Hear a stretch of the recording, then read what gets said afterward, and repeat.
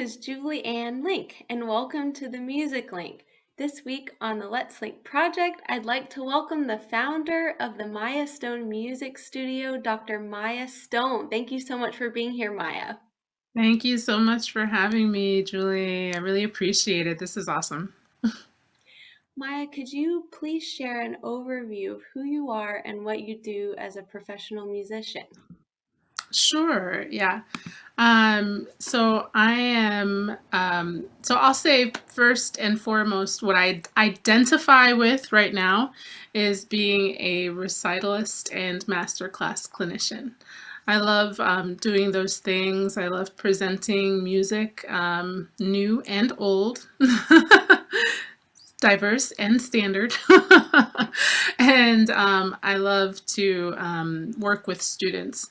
And I love working with students in general, but my students in general. But master classes are really cool because you get to work fresh with a student that you haven't, worked with before, and repertoire, and share that in front of like a huge amount of people. Like sometimes it's huge, sometimes it's not, but it's really fun to like have that exchange in that atmosphere. And I think it can be really beneficial for everyone who gets to take part in that. I'm also a freelance musician, so I do orchestral playing, a bunch of orchestral playing, recording session work. And I play in small ensembles, different ensembles. Rush's ensemble for the group for seven bassoons, and Chatterbird, which is a group in Nashville, a new music group in Nashville, and Intersection, which is another new music group in Nashville.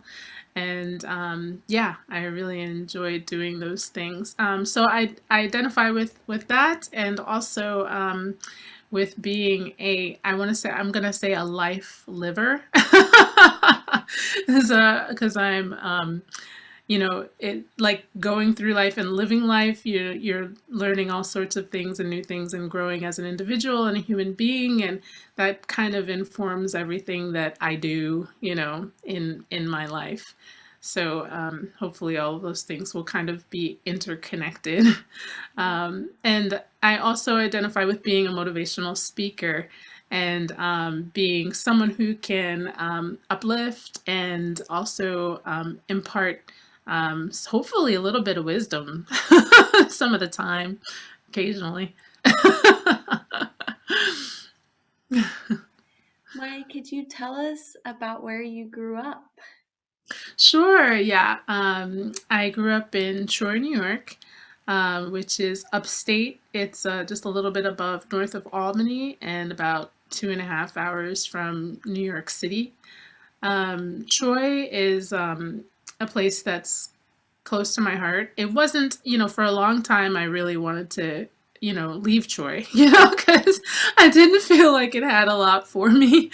But now, after I've actually returned, and I've been here for a few months, and for a few years before that too, I would often feel nostalgic for Troy, especially when I came home for holidays or something. I would just feel like, wow, like I really kind of miss this place. And but it was hard to at the time figure out where I fit in terms of a music career here. And that might have had to do a lot with like growing up and just not really feeling like there was a lot for me, in this in this area. Excuse me, at the time. But Troy is really great. It's super cold, like it's we get lots of seasons, all the seasons, every single one, and it gets really cold and snowy in the winter, and super hot and sticky and humid in the summer. And we grew up with no air conditioning, and so that was a fun experience, like sleeping on the floor in the dead of August, like on like sheets, trying to be as cool as possible. But yeah, Troy is a really cool place. Now that I've been back, it's changing too. Everywhere is changing. There's good things and bad things about the changes that are happening.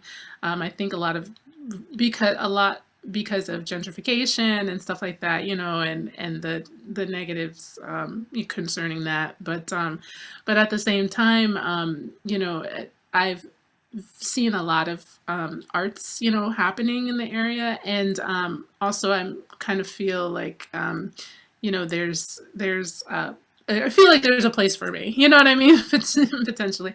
And Troy is actually really cool, Julie, because it has a couple of state of the art music facilities, like concert halls. So the first one is Troy Music Hall, which is like downtown Troy.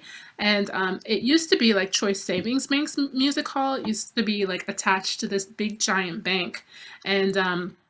And then you go inside, and the hall is like, long. You look up in the ceiling, and it's got all these paintings of composers, dead white composers and male composers. But, that's the thing.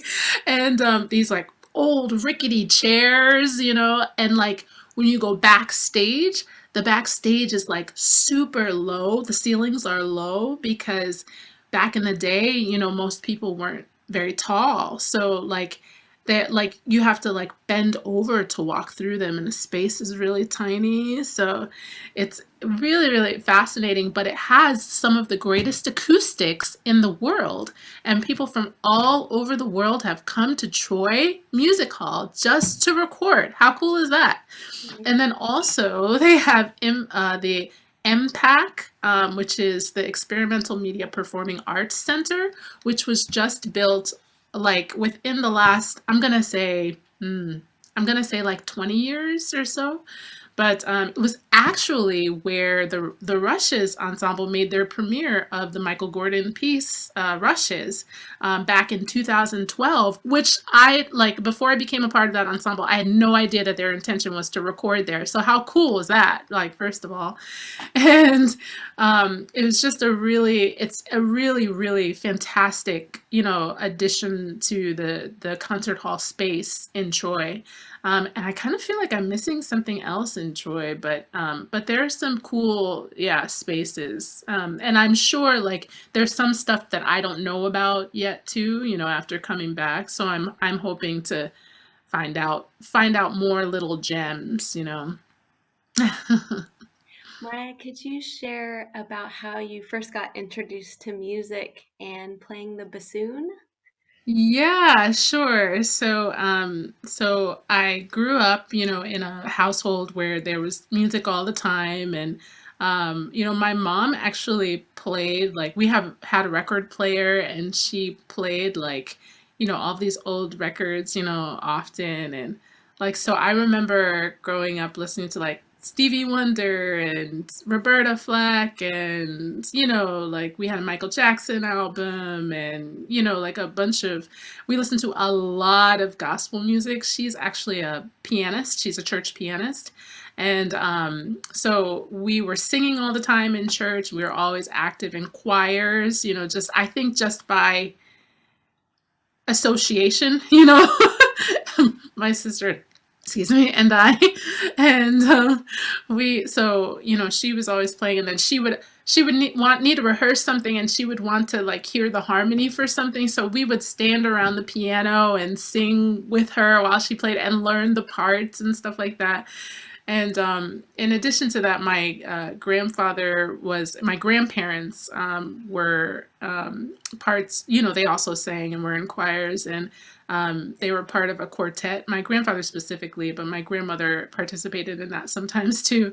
And we would hear them occasionally, throughout my childhood, performing at church or rehearsing like in their living room. And it was just like such a cool sound, and like everybody like doing these really kind of complex harmonies and beautiful blends, and so that was really neat.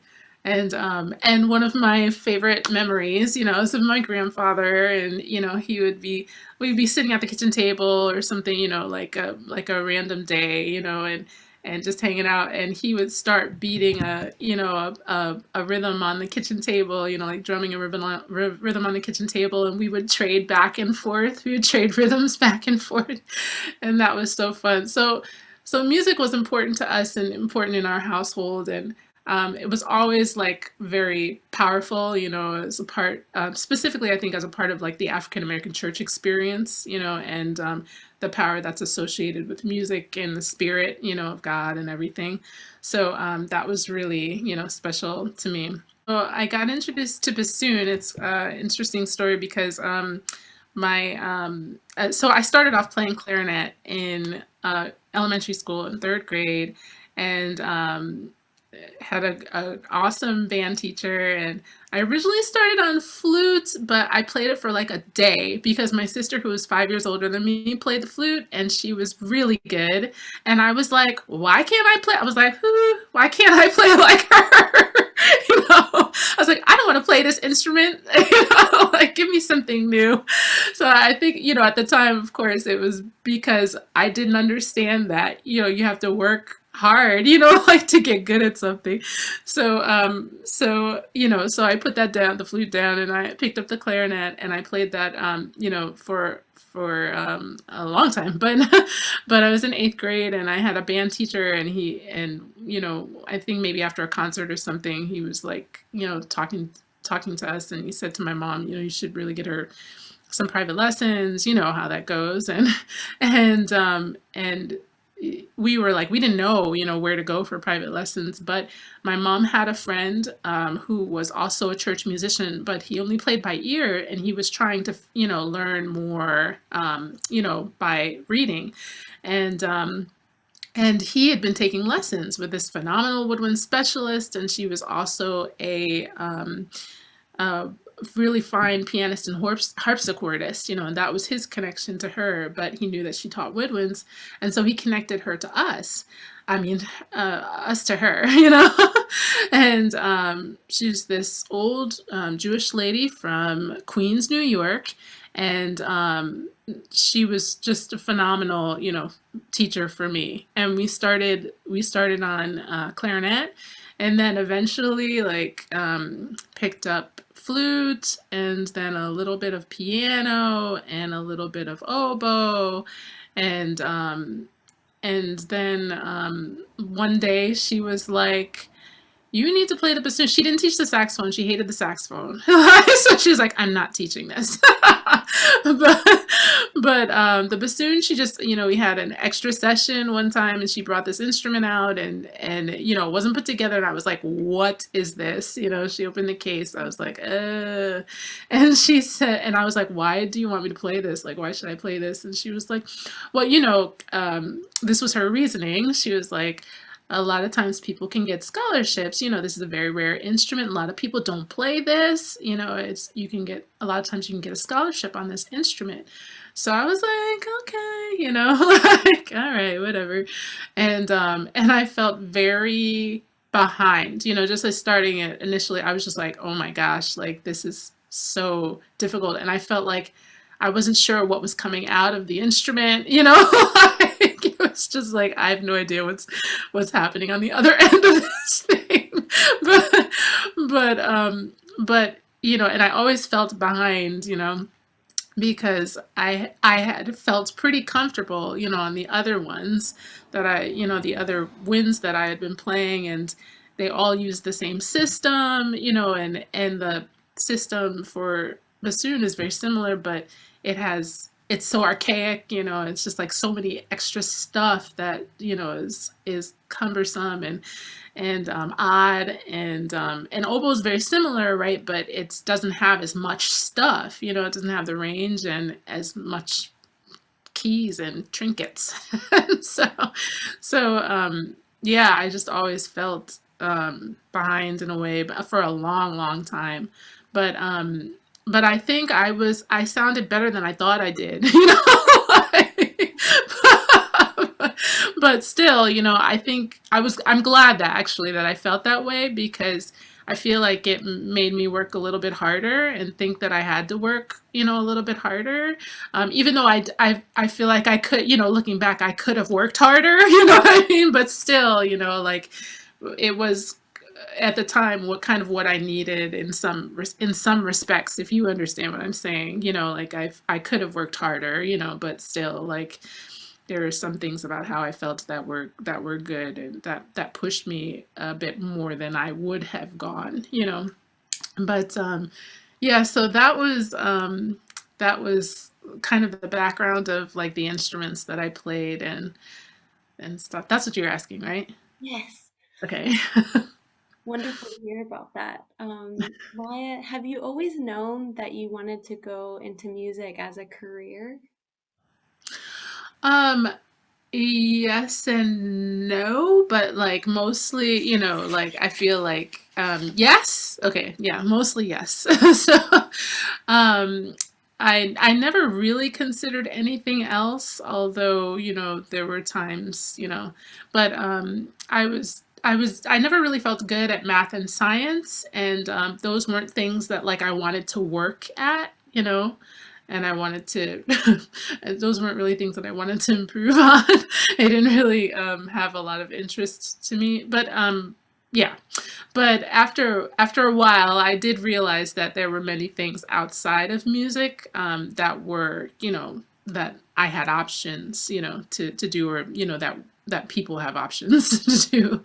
But music was so ingrained, as a part of who I was, and also like I was so attached to the power within music, that I wanted to definitely be a part of that, and playing, and both playing and teaching.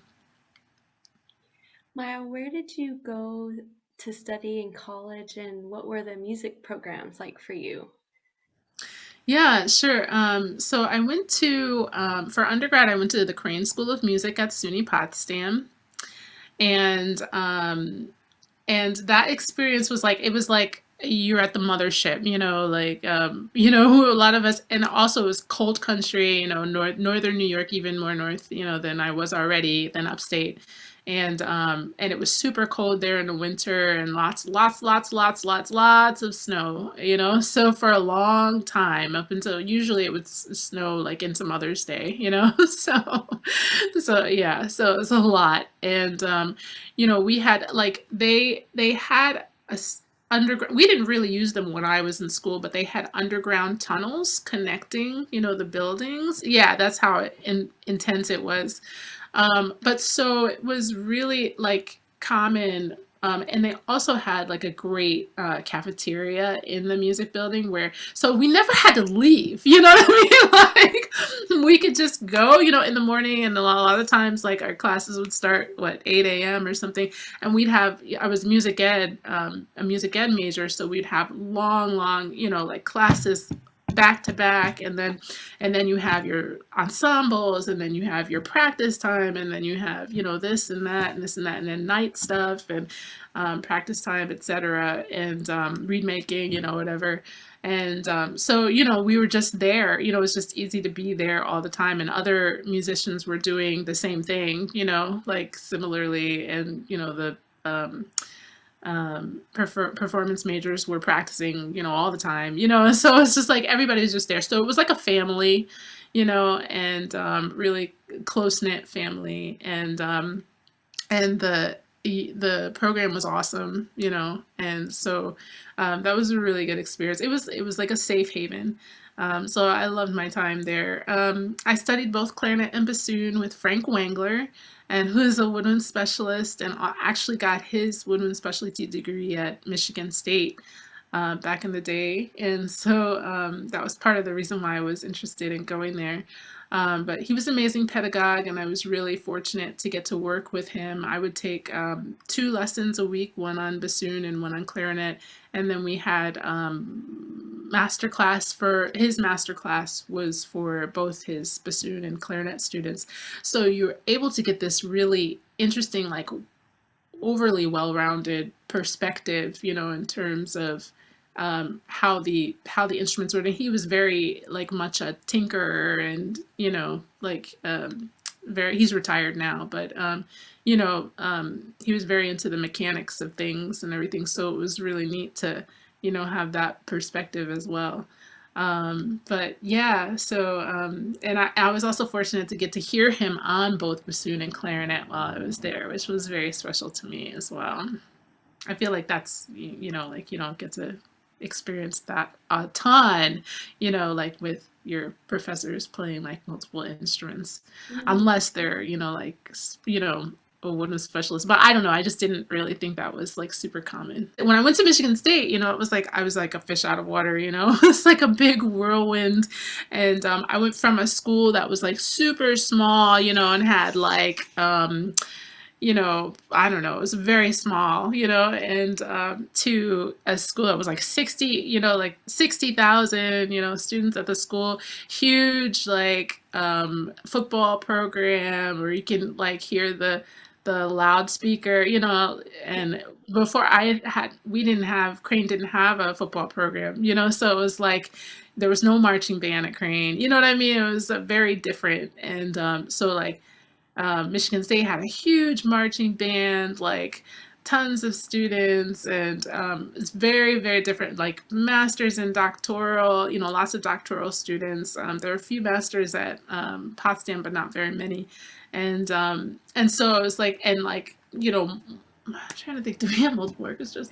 Well, it's just very different, and so when I came in with studying with Barry Stees, and who eventually won the associate principal bassoon position at Cleveland. But I had gone there as a friend of mine was already attending Michigan State, and she was like, "Oh my gosh, Barry Stees!" And I was like, "Okay," she was like, "You should come and take a lesson with him. Like you have to." And I was like, "Okay, I'll do it." I remember it was like snowing again. There's more snow. It's always snow, and like we barely got out of the Greyhound, station, because like they almost shut it all down because it was so bad. And I don't know, it was like 15-hour ride or something like that. And but I just remember, like having a life-changing lesson, with him, and just thinking like, wow, like he's really amazing. And so I'm so grateful, to my friend for, like telling me that. And also, yeah, it was just great. Yeah, I met really wonderful musicians there, and that was a great experience. He's also an amazing pedagogue, and yeah, and so it was just really, yeah. So yeah, that was really awesome. And then UT Austin was an excellent experience. It was just super fast. The music program is big there too. So I had already been teaching for a few years in full-time in academia, and then I went back to work with to get my doctorate. And so that's like really, really different, because you go from like working full-time, getting a full-time paycheck, you know what I mean, and then all of a sudden you're like not getting like a regular paycheck, so you don't have that like quote unquote stability, and so that was really challenging. But like Kristin with Jensen was amazing, and like it was just like phenomenal to work with her. And especially I think it would have been phenomenal anyway, but at that time of my life, every time is good, but it was just the perspective that I had, I really, really, really valued, because I was already out in the field, like teaching in academia in particular. So since I was going back as a student, I was able to see, like how what perspective different people have, like I was like, oh, like watching her and how she functioned and the decisions that she would make and why, and even working with me, and also, like kind of on the outskirts, I wasn't in lessons with other people or anything, but on the outskirts of, like other students, watching other students, it was really neat to watch how everything came together and how everything worked. And then also as a student and being in the studio, like it was really fantastic to see, how the dynamics of the studio experience with my fellow students, and then also with our teacher, like it was really, really cool to experience that. And just in general, being a student was really great. I laugh because I went from being like working all the time, like in academia, and being like, full time, and like at just being overwhelmed, with feeling like I was having so much work, I had so much work, to being a student, and feeling like I had all the time in the world. And it was really weird too, because like my residency, I did a year residency where I packed a whole mess of coursework in, and like a couple of recitals, or three recitals that through the time, it was like August to August, and I felt free. It was weird. Like I was busy all the time, and I had, something to do all the time, and like studying, practicing, eating, basically studying, practicing, eating, studying, practicing, eating, ensembles, blah, blah, blah, but it was like, but I felt like, when people say to students, it's like, eat this time up, because you will never ever have this much time ever again. Like in your lifetime, you will never have as much time as you do when you're in college. And I think a lot of times students don't really, they're like, I'm overwhelmed, I'm so busy, blah, blah, blah. But I think when they get out, then they realize, I think, like, oh, like I had a lot of time, it's weird how that works. But so going back to school, it was like, I just felt like I had a ton of time. And so it felt really, really good to just dive into like practicing. I was like practicing every free minute, moment I could get, and growing, as a musician and as a player, um, while like, also keeping up with my studies, and being a good student, and turning things in, etc. And I think there were moments during that time where one thing might have, like been more, I spent more time on that, than another. Like there were times where I was like, oh, like I just gotta like bear down on these studies, and there were other times where I was just like, I'm gonna really like practice, as much as I can. You know what I mean? Like over, you know what I mean? Going overboard a bit. But I felt balanced in the long run overall, and I felt like I learned a tremendous amount. So it was really, really important that that time with her, specifically, and also, at UT Austin, and throughout every period, course of my life, was really important for various reasons. And, each landmark university study or college study. And I just wish that I had gotten, I find out later, I was like, oh, like I could have really gotten something more out of this experience, or like if I had done this thing a little bit, or if I had known, now or if I had accepted now what I knew then, you know what I mean? Like all these different things, ways of looking at it. But yeah, so all of those times were extremely important to me, but yeah, they were all great and important. Maya, did you ever think about changing careers during that time or after? During that time or afterwards? Yes. Yeah, I'm thinking about it right now. Yeah. Right. Yeah, I mean, I've definitely considered changing career focuses, and but from I'm gonna say also from the Black musician perspective as well, not just from, just not just from the human like musician perspective. But so after taking like when I was in college, after taking intro to sociology, and I took that, definitely I took that course first, and then also when I was teaching in academia, after a few years, I thought about that as well. Yeah, and right now, but I go through various periods of doubt, throughout my life, as is normal, right? Yeah, I believe it's completely normal, and I think it's all a part of the process for some of us, and maybe not everybody, but I think it's more normal than it's not, honestly. And maybe Black classical musicians in particular, I think because we have to deal with feeling like we don't belong in the deepest sense, of our like humanity in a way.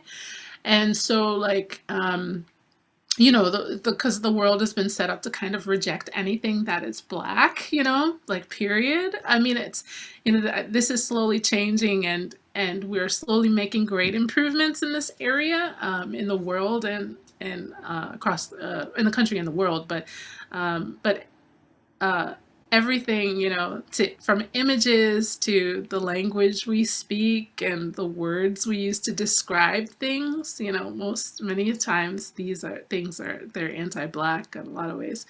But I think it's all a process, and when I was in undergrad, and this goes back to the intro to sociology, when I was in undergrad and struggled with my place in classical music, in the classical music world, and largely I think because, I mean, you just get surrounded, like everybody's white, you know what I mean?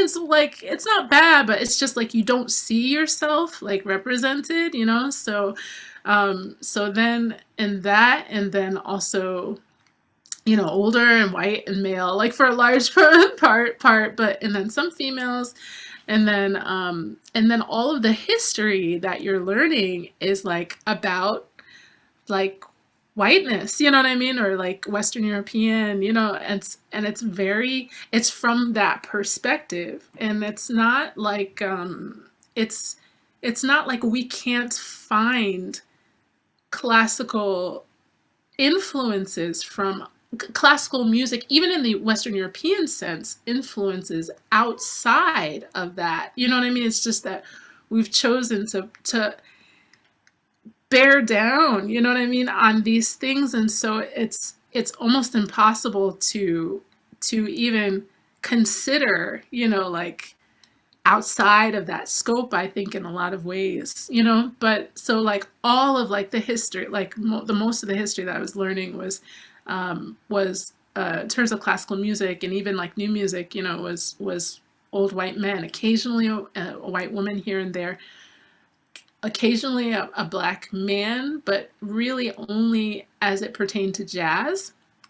But then you also, like in the academic institutions, in most, and the ones that I've been in, oh no, that's not true. But yeah, most academic institutions, I think in large part, have a very Western European centered approach to jazz as well, and most of the teachers that are teaching jazz a lot of times are white, which is interesting, but so all of that kind of makes you think like, do I belong here? But like I ended up taking an Africana Studies minor.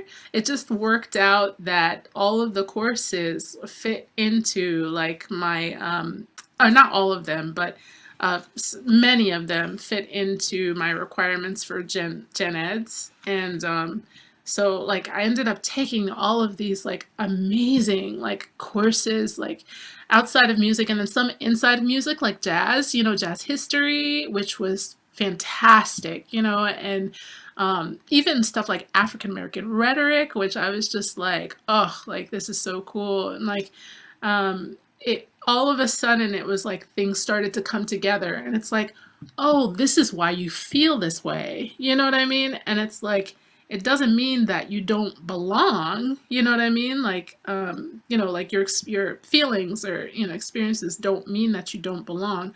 But there's a real, like, complicated history behind all of this, and your presence, like, wherever, we are on the planet, but particularly in the African diaspora. But so, and our, you know, um, are not erasure from history, but in some ways, yes, but so it's complicated. So that from that perspective, that's that perspective, and then, it's just, I think in some ways everybody feels like this feeling of imposter syndrome, at some point, do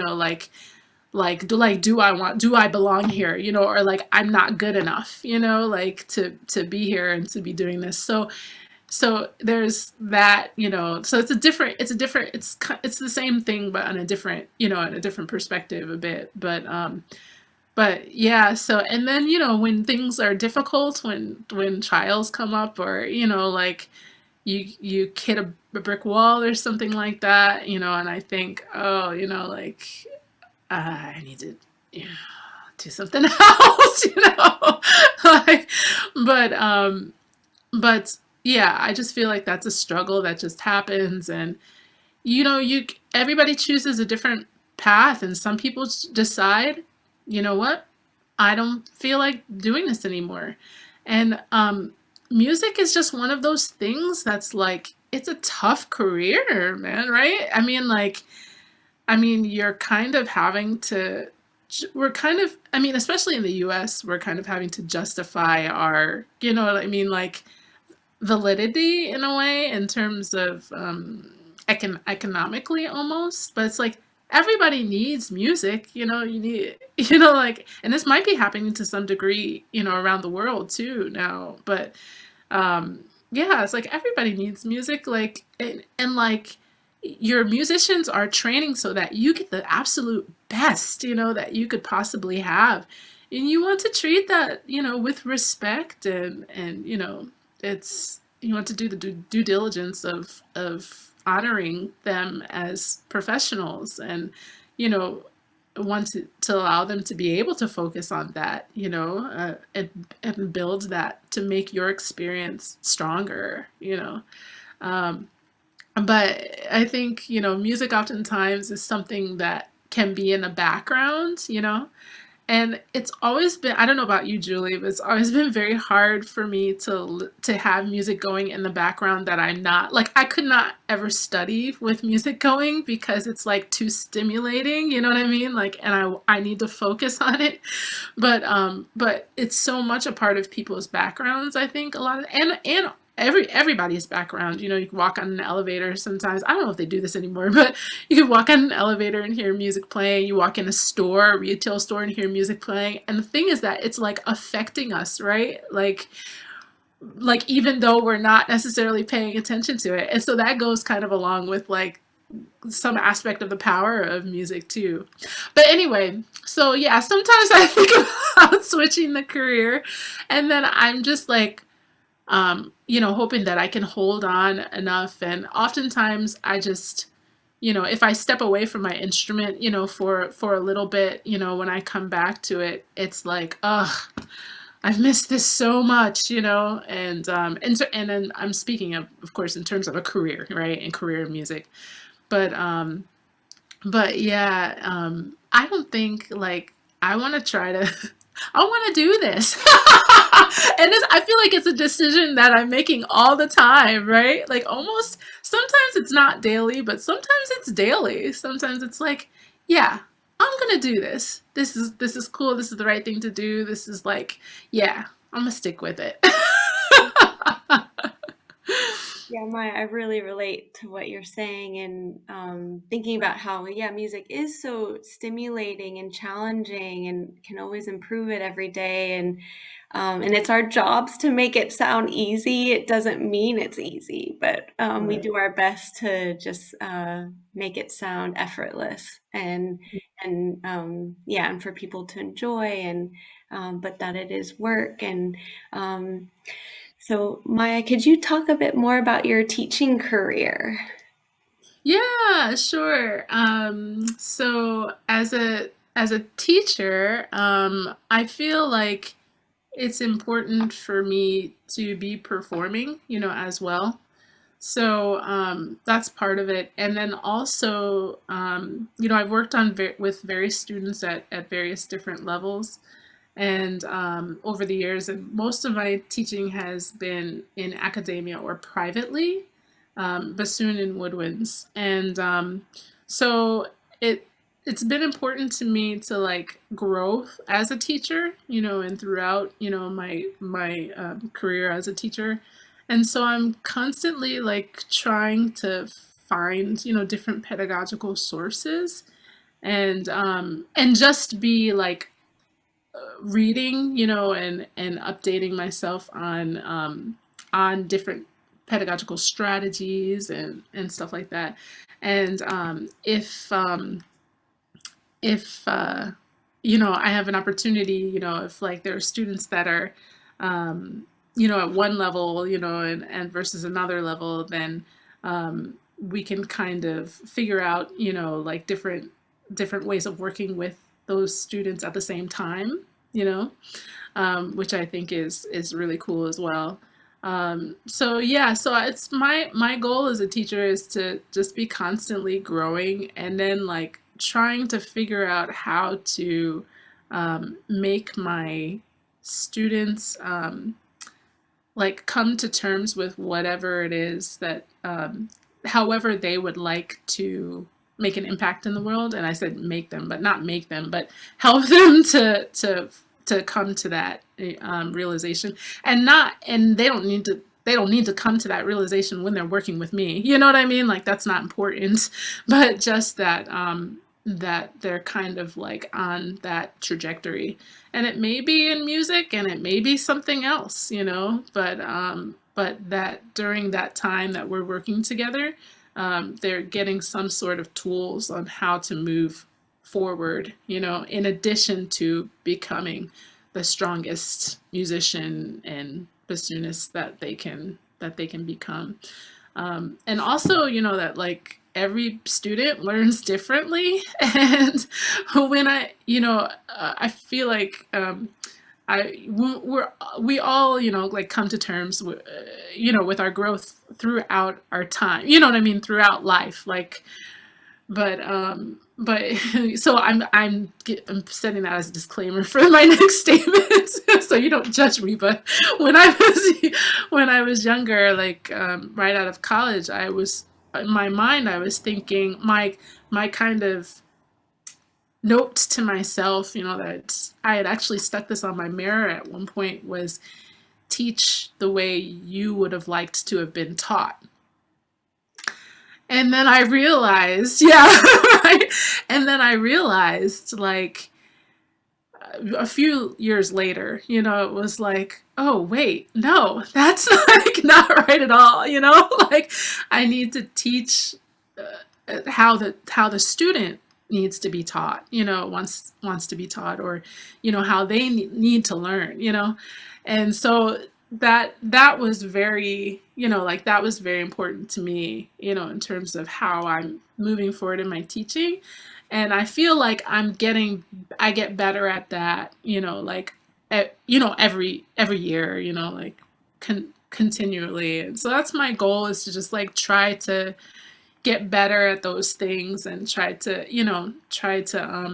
expand myself. And also, you know, you, you try to bring out the strengths in your students, like, and this is something that I've, yeah, I didn't really always like make this a priority, but, it, because you think, oh, you're supposed to, I feel like I'm talking a lot, but you say you're supposed to, um, like, of course we want to strengthen the things that we're weak at, right? But we really want to strengthen those things that we're strong at, like, why not let those things lead, And and so I think of that in terms of myself as well, and as a teacher, and like teach with my strengths, like, but I also do feel like I want to, as I move along, I want to strengthen my weaknesses as well, as a teacher.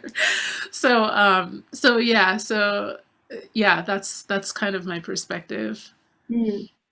Could you tell us about the commissioning projects that you're working on right now? Oh, yeah. So, I'm a part of I'm a part of a couple. One in particular. I have to think about it. I have to remember like what all is happening. So there's one in particular that's working with, and I'm not going to like announce, like composers, but one that's with a consortium, and it's a female composer, and she's writing a sonata, and really really excited about it. And I believe the head commissioner is will be performing it first, and then the people in the consortium will get to perform it afterwards. But I'm really excited about this work, and excited about her work, and how that's going to come together. And that's kind of been extended because of like the timing on that has been extended. I'm really glad to have gotten to be a part of that because of what's happening with COVID and everything. But and then I'm also working with a couple of things. Well, just recently, I premiered a piece by Shannon C, who's a composer who was based in the U.S. but then was in Europe for a time, and she wrote a really small piece. It was really cool. I'll tell you about this process because it's super different, and yeah, it's just really cool. It was very very 21st century, but very, yeah, like 2021, 2020. But we got connected on Instagram. I don't even remember how. I don't know if she reached out to me or like I randomly saw her stuff. I don't remember. But I saw that she was working on, she was writing tonic poems.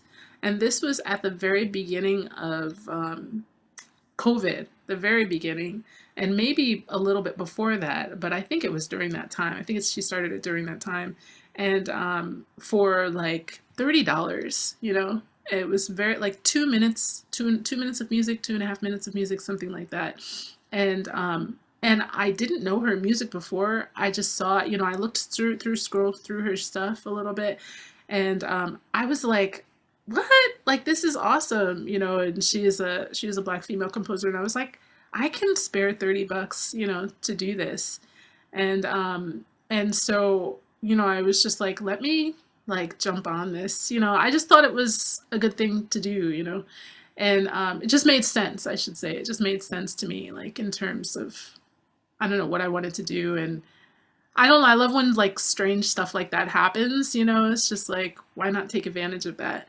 And so she wrote, so I got in touch with her. I reached out to her, and she was like, yeah, that sounds great. And she wrote this really really cool like sonic poem. I said tonic poem. Sonic poem.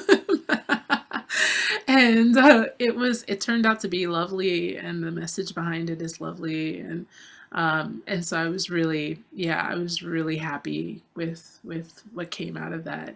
And that, when did she finish that? I want to say,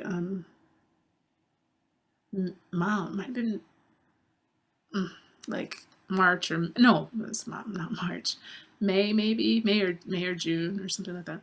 And I premiered it in September at the Nashville Classical Music Day, and we did it. It was a program that was done online, and there were a few Chatterbird musicians that participated in that, and I played that, and then I played a piece by Gary Nash, who's a Nashville-based composer, and he's written a few things for bassoon, but I was trying to find something to fill that time, and the time that for that recital, and I specifically wanted, especially with everything that was happening in the world, I specifically wanted music by Black composers, and so I was looking through his stuff, and he had actually sent me a piece, a solo bassoon piece that was like a minute long. It was this really cool, like salsa, like Vietnamese salsa kind of, like thing. And I just really like that. And so I played that, and that was the first time that that was performed. And also, so it was the premiere, but also he ended up transposing a piece for oboe for me, a few movements of a piece for oboe, which I was really, really grateful for. And I think it went really nicely with the program, worked out really well. But so in addition to that, there are a couple of projects that I'm working on. I was involved, and I didn't commission it, but I was involved with a commission from Chatterbird of a piece from Chatterbird by Layla Adu, who is a New Zealand composer, and so that was really awesome, and it was like kind of a mini opera that we did, and it turned out really cool. But the way it came together was crazy because everybody recorded like separately, like the winds recorded separate from the strings, and the harp recorded separate from everybody, and then the vocalists recorded separate. It was just like percussionist was separate, and so that was really wild.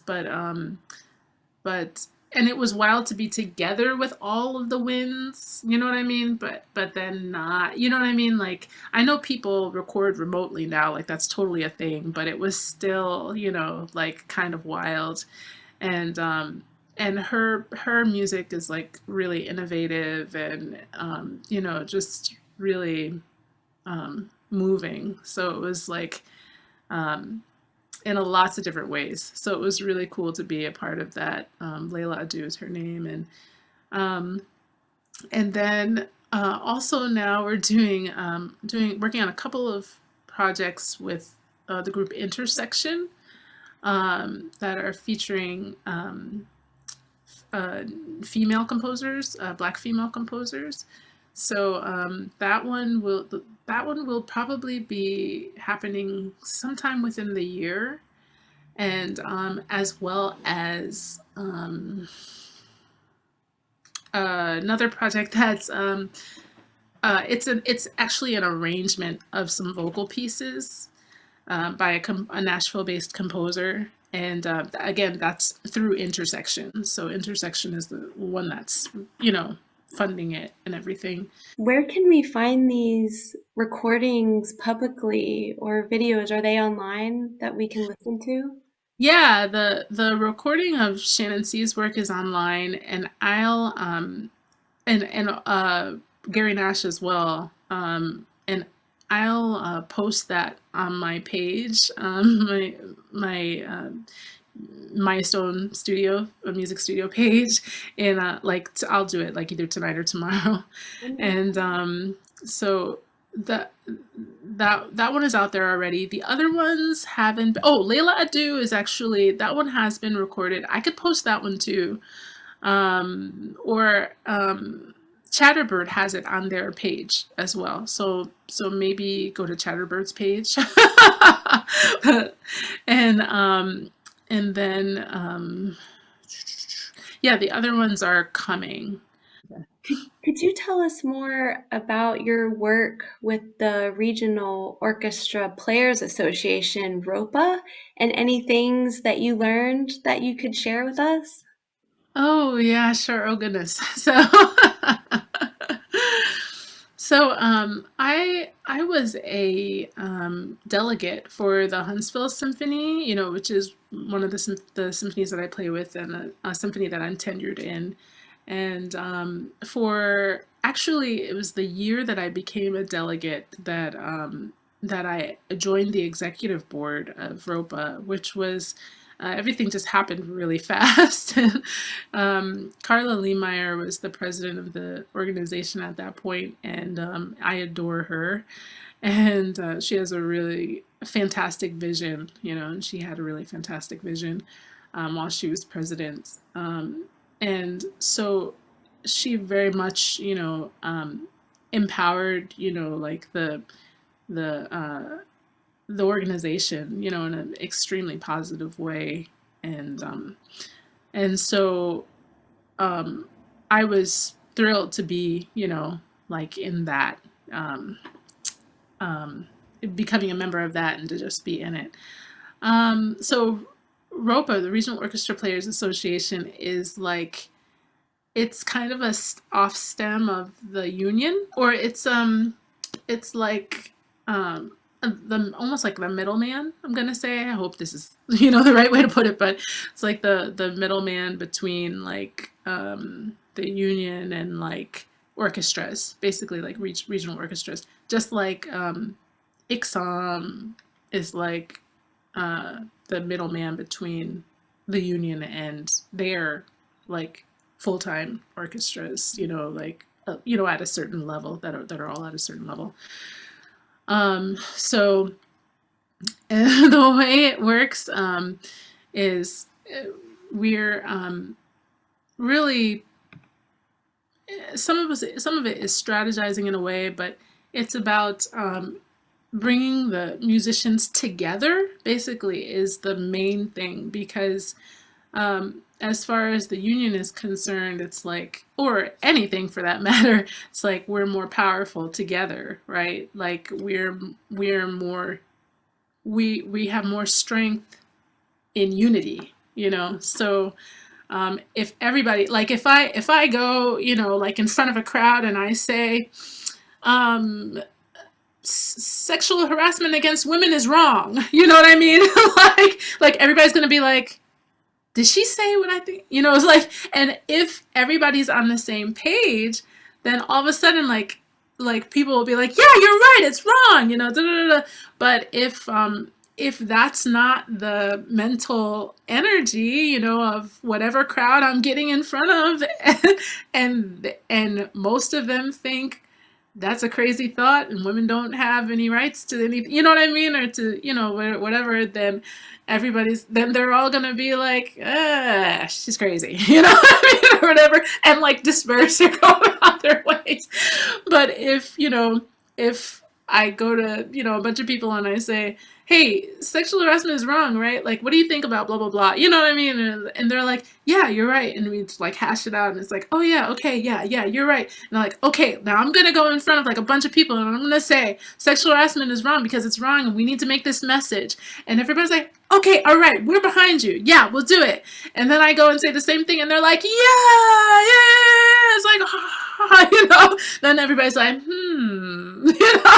like, so it's kind of the same thing, right? And it's like empowering, people, and really like unions. So we just hope that like everybody's on the same page in terms of like what exactly empowerment looks like, and what you're doing when you're empowering, like someone or a group or of people, and whether or not that empowerment is going to be logical and like come from moral, from a moral standpoint and ethical standpoint, like what does that all look like, so these things, they can work really, really well, and they can do really fantastic, organizations like ROPA can do really, really fantastic work, and they're working hard to make things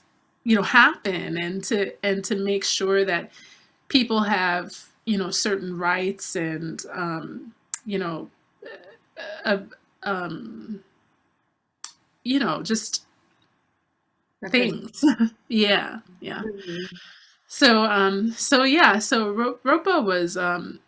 ROPA is a really good thing. And again, it's just about continuing to grow and continuing to try to be the best type of empowerment that we can be. And because it's funny because it's like we need power. It's all about power, right? Having power, but it's like what are we doing with it, is the question. And so a lot of times I feel like I'm not really interested in the type of power that people wield who are bullies. Interested in that type of power, period. But how can we, like have, real long lasting, effective, beautiful, like empowering power. But yeah, some of the things that I learned from ROPA, I learned that when people work together, or really, really working together, they can get a lot done. I learned that it's important, to be organized, so like union work is very much like organized work, like you have to be in terms of being together, you have to like have a formula, and like you have to have a plan. I think is probably the best way to put it, to combine all of the things that are involved with it. Like very, very, very generally, I'll say the plan, is important. How you're going to gain information, how you're going to collect information, how are you going to make sure that we're as much on the same page as possible without actually like being in the same place, like, and also while working with so many different personalities and, just people in general, it's just like there's so many, different variables. And so it's important to kind of be able to navigate, and at all times without being manipulative. You know what I mean? Like I feel like you don't have to be manipulative, So right. So it's like I feel like it's very much a balance point. All these things are things that we can learn in life, right? Maya, could you share about a memorable concert experience that you either played in or attended with us? Yeah, so that's just such a really good question. When I do have a really great concert experience, it feels like magic on the stage. Like, you know what I mean? Like you can feel it like circling around you. Like it's really interesting. And it's like it's not that I don't ever want to lose the feeling, but it's like it feels so good, It's just like, yeah, it's just like there's almost stars and sparkles in the air, That's so cool. So I will say there's been like again, I have so many. I don't have one that really sticks out more than another, but Daphnis and Chloe. Like I played Daphnis and Chloe on third bassoon like a few times. There's like a bunch of places where you're filling in, like in this happens on second bassoon some too, but you're filling in these places that like are like no one else in the orchestra is doing it. Like nobody. I hope I'm talking about the right piece. Wait, yeah, I think so. Yeah. Like, let me go. I'll get back to you if I'm not. This is wrong, but yeah, there's a few places where like no one does what you do, and it's just like, and it's like such a special moment, and it like fits into the texture in such a like weird but perfect way. And those are like some of my favorite moments. And I should just say in general when I'm playing, I'm sorry if I was wrong, but just in general, like any piece that I'm playing where like there's a place where like I'm not the principal instrument, I'm not the principal bassoon, but like I get to do something weird that like no one else does and doesn't seem like it's supposed to be there, but it's or very few people are doing and like and the principal's not doing it. You know what I mean? It doesn't seem like it's supposed to be there, but it fits like really beautifully. And it's like, I love those moments. I like live for those moments. They're so cool to me. That's beautiful, Maya. It makes me think in relay running in races where you pass the baton and it's like, because we're all playing the same line and the sound keeps going and it's just seamless and Yes. that's a beautiful example. That's awesome. I love you, the connection to the relay. That's awesome. Mm. Maya, can you share about any music related injuries that you may have experienced or none? Yeah, sure.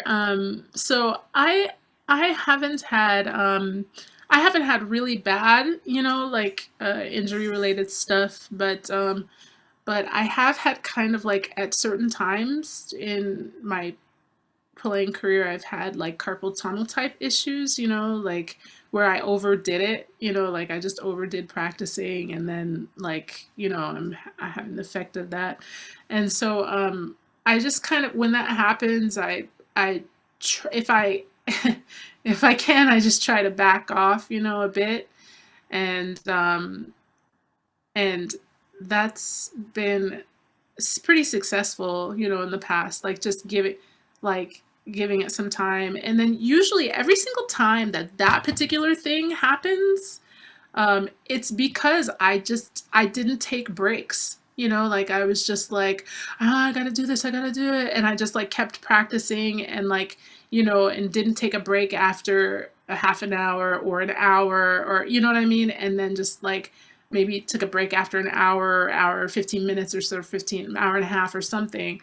And then, like then I get the, you know, what happens after that. But so it's like reminding myself to allow myself to rest and how important that is to my process and how how good I'm going to be, you know what I mean, like the end result, the product is the resting is just as important as the actual practicing, allowing my body to rest. And then stretching has also helped with that, doing specific stretches like for the length of from the my tendons from the wrist or from the fingertips of the wrist all the way to the my shoulders and my back. That's been really helpful to me to make sure that I'm doing those things. And also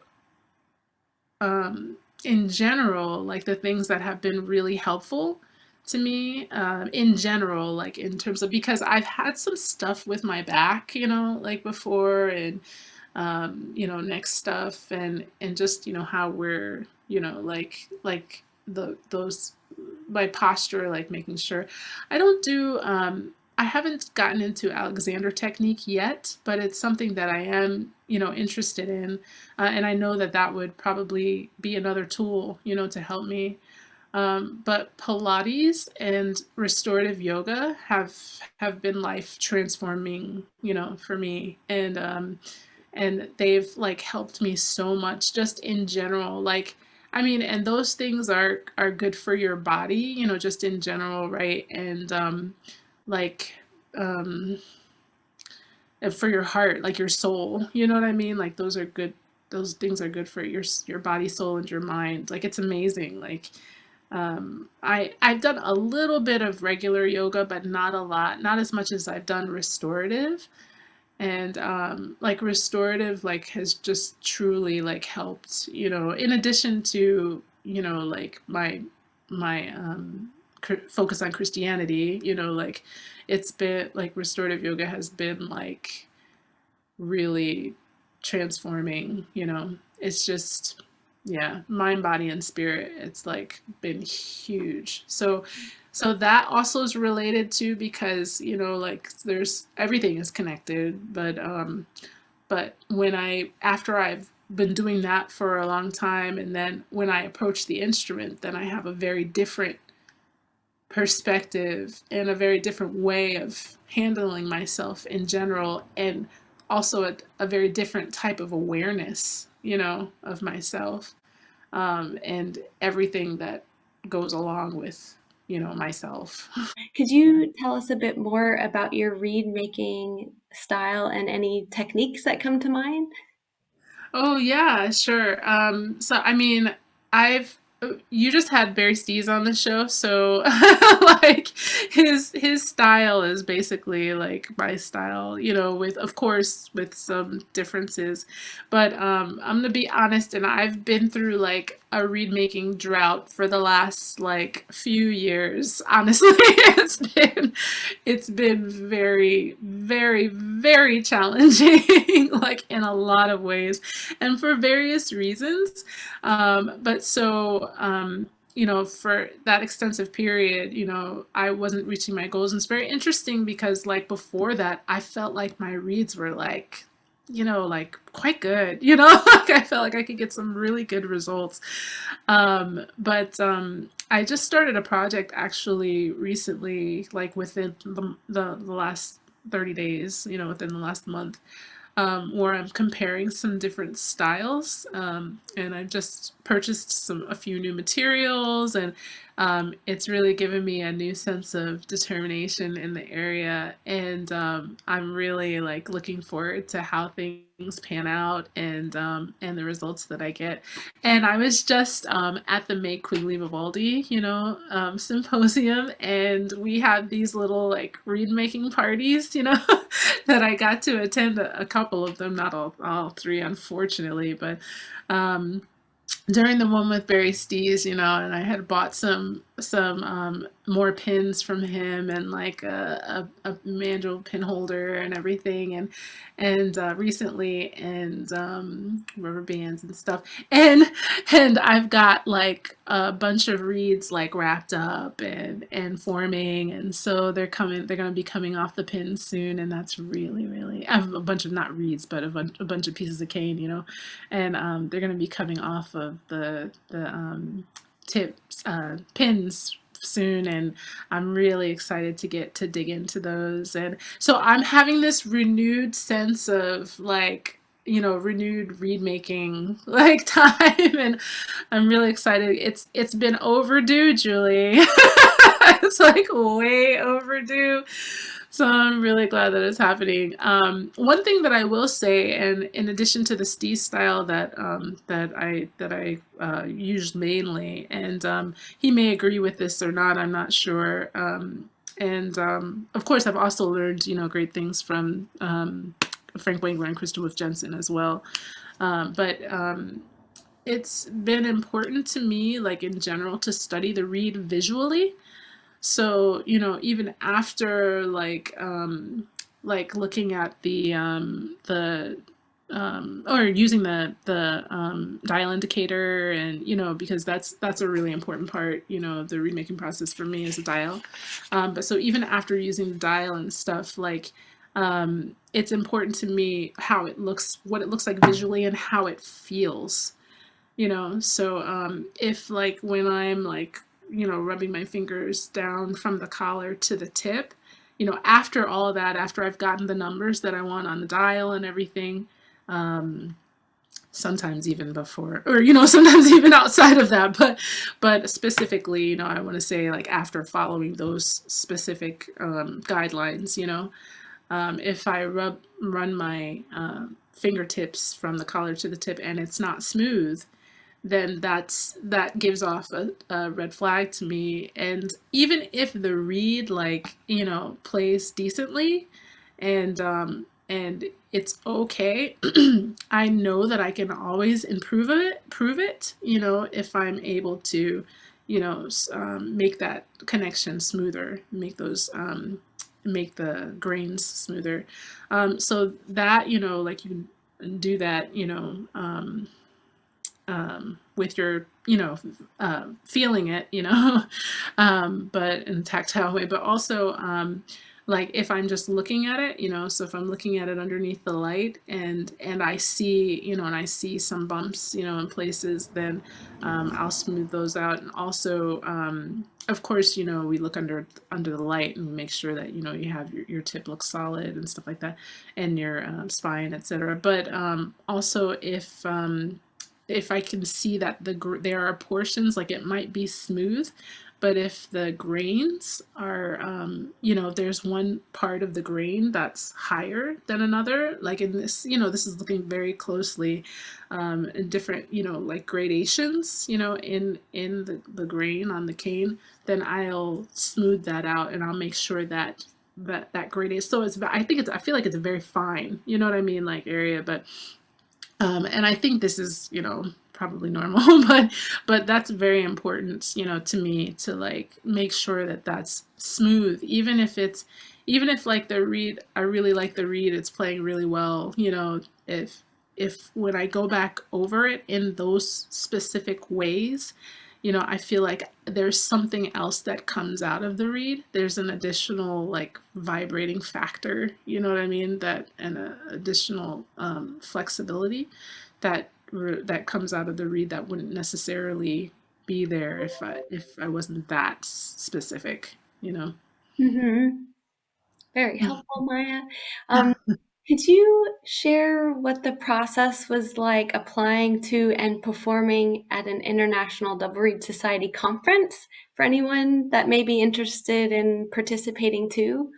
Yeah, sure. So, the best thing to do is to like, as soon as you figure out where it's gonna be, to like go and check out the process. You know what I mean? Like, and sometimes I feel like I wait till the last minute, or like like pretty late to submit and stuff. But I would say the best way to do it would be to submit. Not submit early, but at least start the process early, and and look at all the guidelines, the stipulations that are everything that's asked for, throughout the process, and then start lining things up. But of course, you want to have an idea of what you're going to present to. So it's really important to like have an idea of what they're looking for, I want to say. So I mean, you may have like an excellent, amazing idea, right? But if it doesn't necessarily fall into the category of what maybe like the theme or something, potentially, you know what I mean, of that particular year, like I think this year a lot of conferences and festivals are focusing on diversity, so it's like your project is much more likely, you know what I mean, like you want to go with the likelihood of it getting accepted. You know what I mean? You want to go with like a high likelihood of getting accepted. So you'd probably go with like something that includes some aspect of diversity in your presentation. Would be if that's something that if it's something that you're passionate about, great, right? But if it's something that you think you have some interest in, you know what I mean? Like you would enjoy, presenting on that, and you feel like you have something, to give, in terms of that, then yes, by all means, like, like find something, be very conscientious of, what you're going to put together, or what, like the topic that you're thinking of presenting, and then just follow these steps, in terms of getting it together, finding the repertoire. Are you going to go with repertoire that already exists? And I would say repertoire that highlights your strengths would be good. Or are you going to commission? Are you going to put a consortium together? And right? And so like just these things, I think, are just following this kind of line of things to do, I think would be very helpful. And then just never, like, I would say don't doubt yourself, you know what I mean? Like that's just a kind of outside thing, but in terms of the process, I think sometimes a lot of people look at it and they think, how do I could never present at a conference, or you know what I mean, or like, how do you get, like, how do you get accepted at a conference or something? But it's really just a process that you go through. It's really cool if you know someone that's in the conference, you know what I mean? Or you've played with someone. Like the first time I played at IDRS was with someone who had already played there.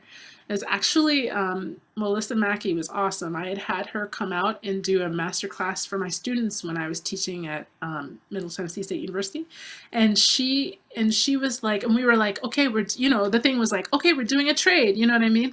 And like her trade with me was to put me on her program at IDRS. How amazing was that? How grateful! Like I was so grateful for that, and what a great trade! Like it was so really fantastic. And like master classes are really important to do for academics, like that's important, and this was equally important for me to do as an academic. But once I played there initially, then it's like I felt like it was good for them, you know what I mean, like they recognized me. So I feel like if you know someone, or if you can like be who's already played, or if you can be in on a project with someone, you know what I mean, I think that's really helpful, really helpful. Not to say that your project alone wouldn't get in, you know what I mean, on the first time, at all, but this is these are just ways to kind of really try to solidify like the acceptance. But also, especially if they don't know you. I mean, if you're some like big, huge name, you know what I mean? That's different. Like, they're probably like, oh, I hope they submit something, or they're gonna ask you to play themselves, like a big program. But yeah, I think that's kind of in general. Um, you know, I did submit this year. Hopefully, it'll get accepted. I'm not sure if it will, but it's really cool. We actually it's a bassoon ensemble of all Black musicians, and we are commissioning an arrangement of a couple of pieces by by an African American composer, and but that were like orchestral pieces, but for bassoon ensemble. So I'm hoping, like we'll see what happens, but but that would be really awesome to and it was just a matter of reaching out to the arranger, and she had great ideas about like what could possibly be done, and just brainstorming a bit, and then bringing the musicians together, and and yeah, and so really excited about the potential of that. But I also think, I'm just going to say too, just because it's where my mind just went just now, but it doesn't really have a lot to do with your question, but I would like to encourage people just to get out there, and to go move forward with their ideas, in general. So like regardless of, like, say this project doesn't get accepted at IDRS, that doesn't mean that's a done deal for your project, right? Like, so find another place where it can be performed. Like, do it on your own, or find another festival, or find another conference, or like take advantage of places where this can be presented, and then maybe next year it will get accepted at that conference. But that's not the end all be all, and you can always find other avenues. Maya, that's a beautiful segue into asking if you have any advice for young musicians just starting out their music careers. Yeah, it's a good question. So I guess I'll just say a few things. I'll say, first of all, go easy on yourself, you know, be kind to yourself. Hustle, but keep your eye on the big picture, you know. So, yeah, and then focus on how you'd like to make an impact in the world and let that particular thing drive your direction forward and how you move forward in your career and in your life and in your playing and in your connection to music and then I was gonna say it's funny because I was gonna say if you have an idea, go for it. So if you're willing to put in the time and the effort to bring it to fruition, good, go for it. Yeah, yeah. Maya, is there anyone that you would be interested in suggesting for an interview next? Yeah, sure. I would love to hear from Kristin with Jensen. That would be awesome. I would love to hear from Peggy Dudley, Mm, who's the retired from, Frankfurt Radio Symphony Orchestra. I'd also love to hear from Monica Ellis. mm, Yeah. And actually Margaret Cookhorn. I would love to hear from her too. Right, contrabassoon and bassoon at City of Birmingham mm. Orchestra at the UK. I think that would be cool. I'd love to reach out to all of them. Maya, thank you so much. Thank you. Yeah, I really appreciate this interview today and this wonderful opportunity to get to know you better and hear about your life and career as a professional musician. Thank you so much, Maya.